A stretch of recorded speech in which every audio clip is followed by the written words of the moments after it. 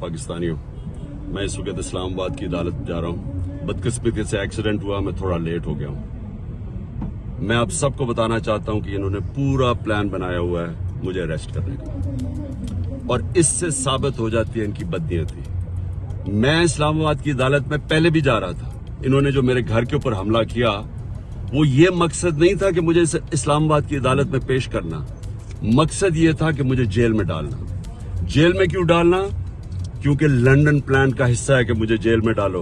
ये नवाज शरीफ की, ये उसकी डिमांड है कि इमरान खान को जेल में डालो और इलेक्शन में वो हिस्सा ना ले सके, और ये फिर वही करने जा रहे हैं। अभी मुझे पता है कि मुझे अरेस्ट कर रहे हैं। मैं सिर्फ बताना चाहता हूं कि मैं रूल ऑफ लॉ में मानता हूं, कानून में मानता हूं। पता होते हुए मैं जा रहा हूं, लेकिन मैं कौम को बताना चाहता हूं कि ये बेनकाब हो गए हैं। ये जो लोग ऊपर बैठाए हुए हैं, जो चोर और डाकू और जिन्होंने बैठाए हैं, ये बेनकाब हो गए हैं कि इनकी नीयत क्या है।